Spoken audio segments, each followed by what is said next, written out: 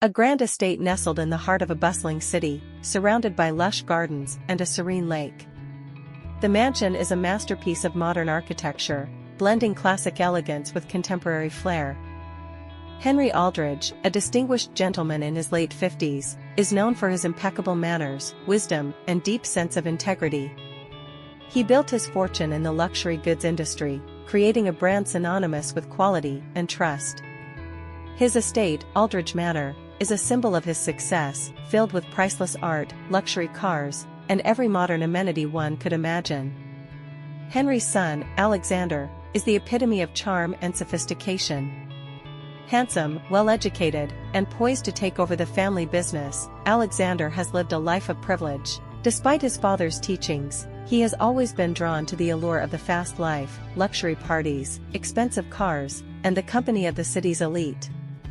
Henry, though proud of his son, worries that Alexander's focus on the superficial might cloud his judgment. One evening, during a lavish party at the manor, a mysterious guest approaches Alexander.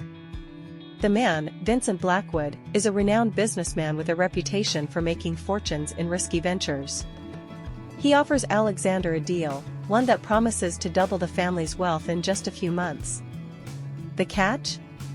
The deal involves cutting corners and exploiting a loophole in the law. Alexander, eager to prove himself and live up to the family name, is tempted.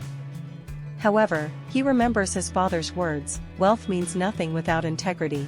Our name is our most valuable asset." Torn between ambition and morality, Alexander decides to consult his father. Henry listens carefully as Alexander explains the deal. His face remains calm, but his eyes reflect a deep disappointment. Instead of giving an outright answer, Henry takes Alexander to a hidden room in the mansion, a private library filled with old journals and letters. "These," Henry says, "are the records of our family's history. Every Aldridge who came before us faced a moment like yours, a moment where they had to choose between easy gain and doing what was right." He hands Alexander a journal belonging to his grandfather, a man who nearly lost everything during a financial crisis but chose to uphold his principles rather than engage in shady practices. The Aldridge name survived and thrived because of that decision. The next day, Alexander meets with Vincent Blackwood. As they discuss the deal, Alexander starts to notice subtle details, Vincent's evasiveness about certain aspects, the way he avoids direct answers.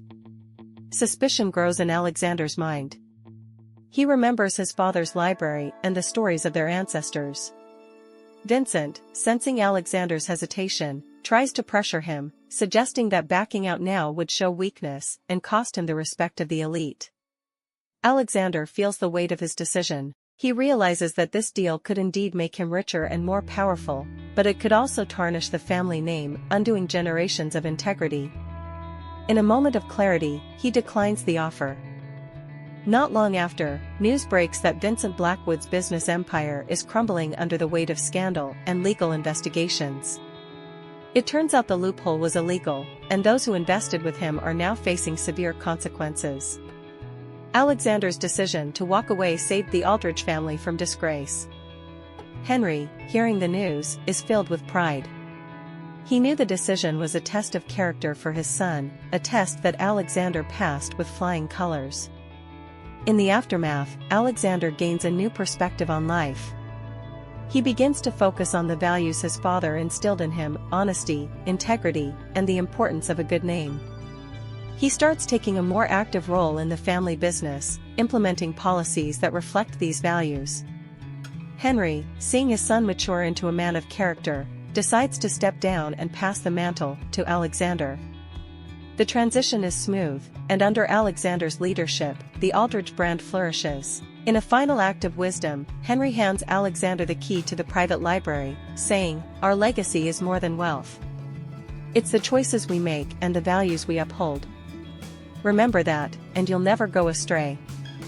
True wealth lies not in material possessions, but in the integrity and values we uphold.